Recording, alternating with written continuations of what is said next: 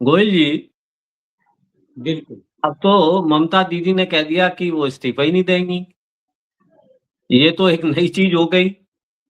अब क्या होगा इतिहास बंगाल में? इतिहास में पहली बार ऐसा हो रहा है। देखिए, इतिहास में बंगाल में कई चीजें हो रही हैं। हाँ एक तो जी। पहली बार भारतीय जनता पार्टी की सरकार बनने जा रही है। दूसरी जी, तरफ बिल्कुल पहली एक बार। हारी हुई पार्टी का चीफ मिनिस्टर कह रहा है कि हम इस्तीफा नहीं देंगे।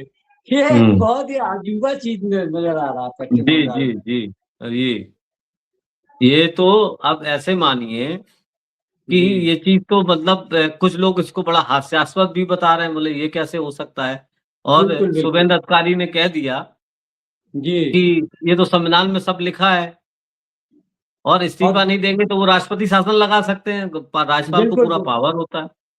वो बर्खास्त कर सकते हैं, उनको हाँ। बर्खास्त करके अपने कर सकते हैं। वहीं टीएमसी के लोग जानते हैं क्या कह रहे हैं? वो कह रहे हैं कि कोई संविधान में ऐसी कोई बात ही नहीं है जिसमें कि इस्तीफा देना पड़े। एक अरे विचित्र स्थिति आ गई है पश्चिम बंगाल में। हाँ, हाँ। तो ये तो अजीब अजीब स्थिति हो गई। हैं? तो ये अनाज चल नहीं पाएगी। ये सब दिमाग लगाने से ज़्यादा दिमाग ये लगाना चाहिए इन लोगों को कि कैसे INDIA जो इंडिया ब्लॉक बना, कैसे उसको मजबूती दें। गोयल जी, जब ये अभी तक नहीं सुधरे, अब ये मानिए कि जब मुख्य चुनाव आयुक्त की नियुक्ति का जो नियम बदला था, उस समय जी, ये लोग तो राजनीति करते हैं। ममता भी कहते हैं हम बिल्कुल, इतने बिल्कुल। पुरानी राजनीति हैं, हमने देवगौड़ा के साथ काम किया और कांग्रेस के साथ काम किया और बहुत बड़े-बड़े नेताओं का नाम गिनाती रहीं। तो ये इनको नहीं पता कि जब एक मूलभूत चुनाव आयुक्त जो जिसके ऊपर बहुत बड़ी ज़िम्मेदारी होती है गोयल जी, जब उसी का जी, चुनाव उसका सिलेक्शन ही सही ढंग से नहीं होगा, अब बताइए प्रधानमंत्री और नेता विपक्ष और CJI chief justice of India, इसमें क्या आपत्ति किसी को होनी चाहिए? मेरे ख्याल से तो नहीं होनी चाहिए। आम नागरिक की जगह आप क्या कहेंगे? आम नागरिक नहीं होनी चाहिए। जब शुरुआत ही इन्होंने गलत कर दी, इस पे सबको बहुत मुखर होके विरोध करना चाहिए था गोयल जी। बिल्कुल। सबसे बड़ी बात ये है कि जो शासन कर रही है पार्टी, वो हाँ, चाहती ही नहीं है कि अब कोई व्यक्ति उनके खिलाफ में जाए। वो हाँ, ऐसा व्यवस्था कर देना चाहते हैं कि ताकि हाँ, चीफ जस्टिस ऑफ इंडिया या वो कोई ना कोई अड़ंगा लगा सकते थे। इसलिए वो एक ऐसे व्यक्ति को कठपुतली वो इलेक्शन कमीशन ऑफ इंडिया बनाना चाहते थे, ताकि वो अपने आका के बारे में आका के खिलाफ जा ही नहीं सकता। अगर हाँ, सीजीआई होते तो हाँ, किसी ना वो तो निष्पक्ष रहते। एक भारतीय जनता पार्टी की तरफ से होता, एक कांग्रेस की तरफ से विपक्ष को होता, तब कोई ना कोई परिस्थितियां बदल सकती थी। हो सकता है वो विपक्ष के साथ चले जाते। यही हाँ, वजह थी। वो अपना विवेक से लेकिन कुछ भी कर सकते थे। हुँ, जी, लेकिन एक बात और समझने वाली बात है। हुँ, सीजीआई ने ही सीजीआई ने ही उनको सलाह दी कि आप ये व्यवस्था तब तक कायम रहेगी जब तक कि कोई बिल ना आ जाएगा। मतलब उन्होंने खुद ही कहा कि आप बिल ले आइए, हम बाहर हो जाएंगे। एक तरीके हाँ, से उनको हाँ, सलाह हाँ, जो देके उन्होंने केंद्रीय मंत्रिमंडल का एक सदस्य और घुसा लिया।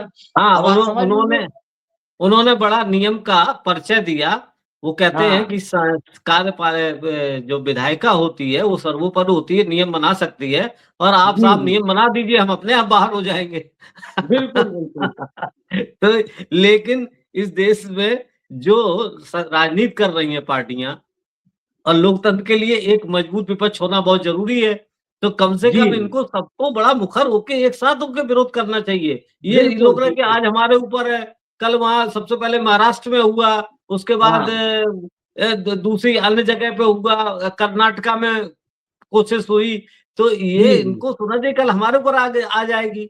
तो ये चीज़ तो ये जब राहुल गांधी खड़े हुए और उन्होंने कहा पहली बात तो इस सड़क पे उतर के जो नियम है इसी को बदलाने के लिए सबको अन्य पार्टियों को विपक्ष को एकमत होना चाहिए। सबसे गलती तो यही है। अब वो पैरामिलिट्री लगा दें, अब वो केंद्रीय कर्मचारी लगा लें, अब उनकी मर्जी। मैं चाहे ये करूँ, मैं जी, चाहे वो करूँ, मेरी मर्जी। तो कम से कम बिल्कुल, आप बिल्कुल। लोग राजनीति कर रहे हो, तो उसी बिंदु पे सबसे पहले करना चाहिए कि ये इसकी नियुक्ति गलत है। उसको अच्छा नहीं, जनता भोली होती भूल जाती है। देखिए हुँ, राजनीति में सबको अपने-अपने स्वार्थ साधने होते हैं ना। हुँ, पश्चिम बंगाल में पिछले 15 साल से ममता बनर्जी राज कर रही हैं, वो सोची हमसे बड़ा तो कोई है नहीं। सीनियर जी, भी हैं, जी। मैं राहुल गांधी से भी सीनियर है, जी, लेकिन जी, जब जी। ऊंट पहाड़ के नीचे आया तब उनको हाँ, राहुल गांधी, सोनिया गांधी, अखिलेश यादव याद आए। अब मतलब याद जब आए, अब अपने कह भी पर, रही हैं। हाँ, अब हुँ, अपने पर हुँ, बीतती है तब उनको कहना नहीं हम तो इंडिया ब्लॉक में हैं।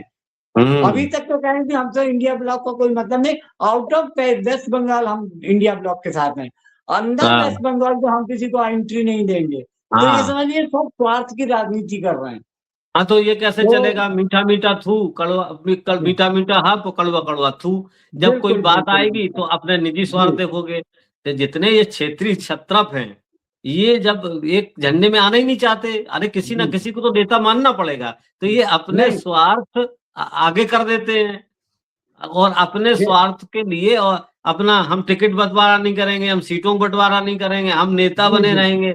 अरे भाई, किसी ना किसी को बनाना पड़े, छोटे-छोटे त्याग करने पड़ेंगे। वही केजरीवाल का बिल्कुल। हुआ, है ना? और केजरीवाल का धीरे-धीरे ये सबको निपटाते चले जाएँगे। ये बात बिल्कुल इनको बिल्कुल। समझ में नहीं आ रही। इनको इनको जी महाराष्ट्र से समझ में नहीं आई। बिल्कुल बिल्कुल। अब तो ये गोयल सोचिए कि हाँ, वैसे तो जी, पार्टी के रूप में भी कांग्रेस सबसे बड़ी पार्टी है, उसके जी, सांसद भी सबसे ज्यादा हैं। तो जी, वैसे भी बिल्कुल। पार्टी का आज भी ज्यादा एलओपी भी बल वही है। तो आदमी को जी, मानना चाहिए ना, हर किसी दल को ये मानना मानना चाहिए वो हर चीज में सीनियर है, आज पार्टी भी भी सबसे बड़ी है। बड़ा दल है। जी आप जी। केवल एक स्टेट में हो, आज भी कई स्टेट में है, और कई स्टेट में अगर उनकी सरकारें नहीं लेकिन प्रेजेंस है, वो सबसे बड़ा दल है। हाँ हाँ। ये तो उनका है। वोट प्रतिशत सबसे ज्यादा है। आपको तो हम्म। उतना वोट, आपको 2% वोट मिलता है, उनको ठीक है, वो दूसरे राज्यों में ज्यादा परसेंट वाला जीत जाता है, लेकिन दूसरे नंबर पे परसेंटेज तो उन्हीं को मिलता है ना। जनता तो उनके साथ खड़ी है, ये भी समझना चाहिए। जी और अब रही बात इसकी कि आप इंडिया ब्लॉक को मजबूती देना नहीं चाहते।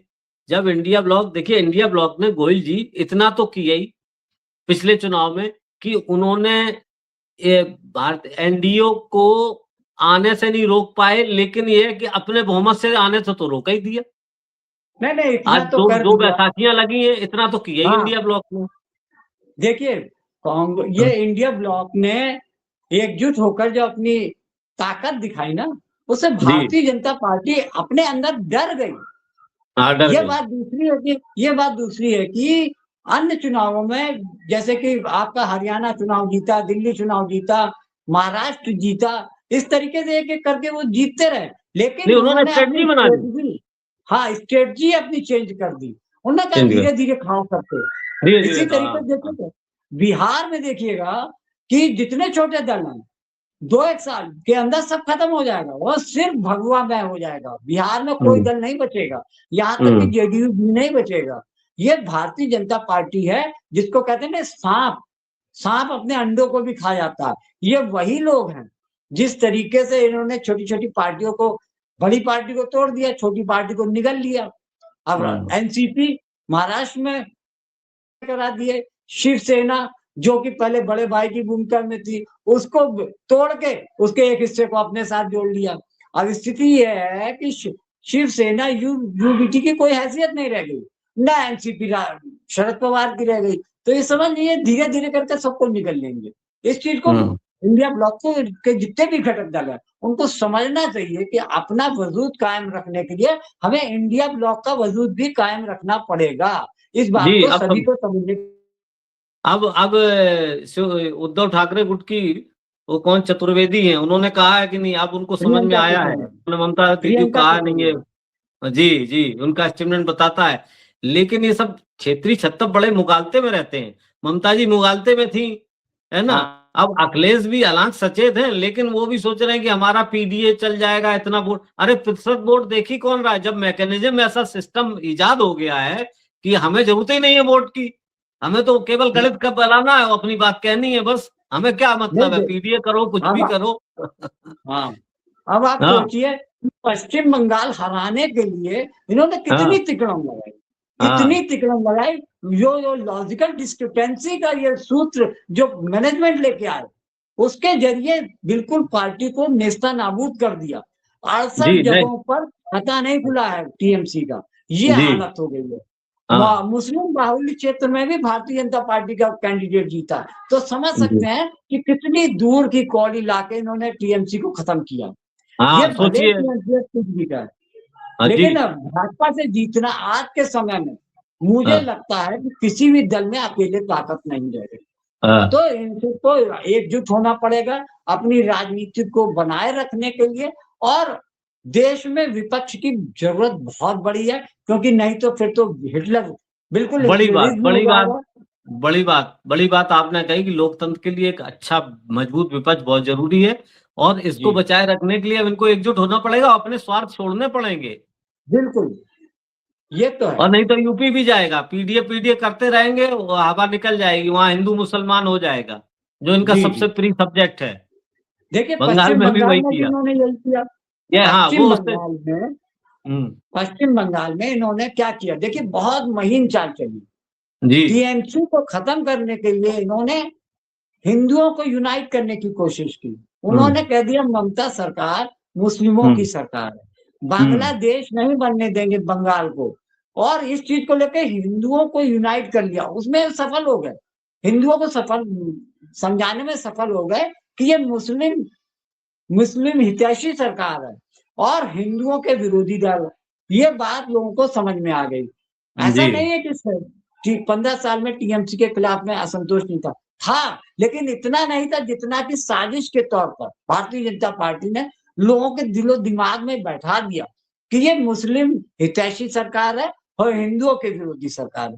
यही वजह है कि जो आज हार हुई है ममता बनर्जी की, उसमें बहुत सी चीजें काउंट करती हैं। इसमें आपका चुनाव आयोग का भी हाथ है, एसआईआर का भी हाथ है। तो ये समझिए कंप्लीट कॉम्पैक्ट पैकेज है जो भारतीय जनता पार्टी ने चुनाव आयोग के साथ मिलकर रचा और उसमें बंगाल में काबिज होने में सफल है। और केवल हम ये नहीं कह सकते गोयल जी की चुनाव आयोग ने ही बेईमानी करा दी, जैसे ममता जी कह रही हैं। वो लोग ग्राउंड पे भी काम करते हैं, माइक्रो ऑब्जर्वर नियुक्त करते हैं, उन जी, अपने नेता भेजते हैं, पूरा समीकरण देखते हैं, जाति देखते हैं, धर्म देखते हैं, उसके बाद कैंडिडेट उतारते हैं।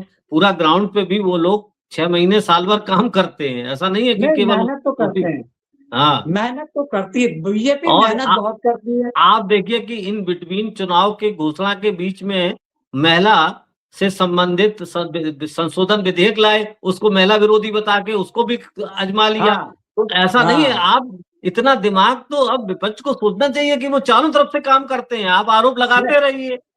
वो तो उन्होंने देखिए जब उन्होंने चीफ इलेक्शन कमिश्नर अपने मन का बना लिया, अब आरोप लगाते रहिए आप, इसने ये काम गलत कर रहा है, अब ये काम गलत कर रहा, अब हमारी सुनवाई नहीं हो रही। और जो न्यायपालिका है वो भी कहेगी कि साहब अब हम कर तो रहे हैं, हम भी तो कानून से बंधे हैं, आप अगले चुनाव में वोट डाल लेना, क्या करें, अब इतनी जल्दी हम थोड़ी फैसला कर पाएंगे।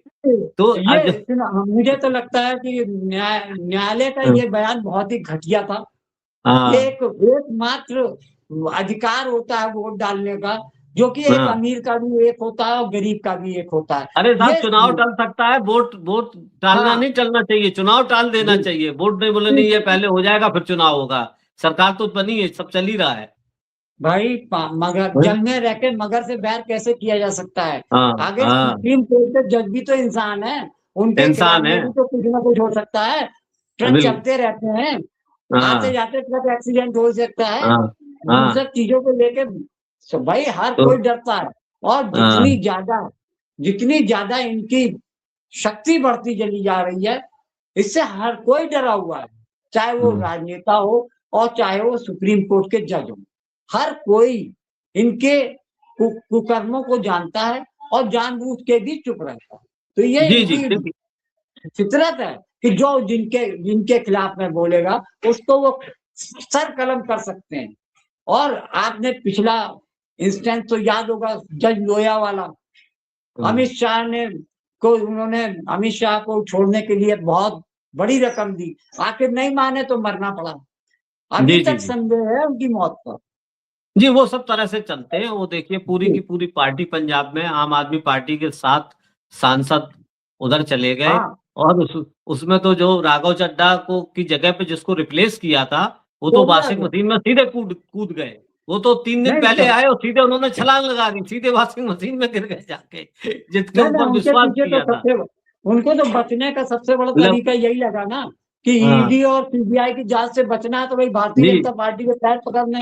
ये तो उन्होंने ये मौके का फायदा उठाया ना, जी, कि उनको लवली मालूम है प्रोफेशनल यूनिवर्सिटी आम वाले। आदमी पार्टी इतनी सक्षम नहीं है जो ईडी और सीबीआई से बचा सके। तो यही गोयल जी वजह है कि यही। उन्होंने सही जी। मौके पे सही डिसीजन ले लिया। हाँ, तो ये सोचिए कि ये सबको एक करके सर कलम करते जाएंगे। ये तो INDIA ब्लॉक जो बना है, इसको सोचना चाहिए। और राहुल गांधी चिल्लाते रहते हैं, कोई उनकी बात को सुनता नहीं है, सब अपने जी बड़े बड़े नेता मानने लगते हैं, है ना। कभी अब ये भी तो सोचना पड़ेगा, नहीं ऐसे ही सर कलम होते रहेंगे। अब यूपी का बिल्कुल। नंबर है, देखते हैं क्या होता है। यूपी कितनी सचेत होती है, यहाँ का विपक्ष पहले तो कैसे होता है। ये यूपी से पहले तो ये पंजाब पे अटैक करेंगे। जी जी आम जी आदमी जी। पार्टी दिल्ली में कमजोर हो गई है, पंजाब में संकट में है। ये समझिए अगली सरकार बड़ी मुश्किल है बचाना आम आदमी पार्टी के लिए। केजरीवाल कितना भी कर लें, लेकिन जो बदनामी के दाग उनके माथे पे लगा है वो इतनी आसानी से हटने वाला नहीं। कारण ये है कि देश का मीडिया वही दिखाता है जो केंद्र सरकार चाहती है, और मीडिया को लोग अभी भी बहुत सच समझते हैं।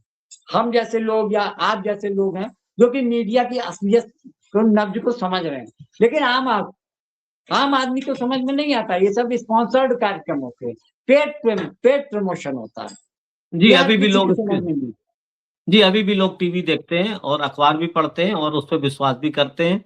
और आपने सही कहा कि ममता बनर्जी निपट गई, अब पंजाब का नंबर है, फिर यूपी में देखा जाएगा। चलिए गोयल यूपी तो जी। कवर कर लेंगे, यूपी तो चलिए कवर गोयल। कर लेंगे क्योंकि सब कुछ उनके हाँ हाथ में है। चुनाव हाँ आयोग हाथ में है, सारी जांच एजेंसी हाथ में है। हाँ। तो यूपी में बहुत उम्मीद लगाना इंडिया ब्लॉक के लिए बहुत ज्यादा उम्मीद से हमको नहीं दिखता कि वहां कुछ कर पाएंगे। चलिए, आज बातों बातों के बतरस में इतना ही। और जी जी। फिर देखते हैं क्या होता है। हम आप फिर मिलेंगे, कल बात करते हैं। नमस्कार। नमस्कार। धन्यवाद।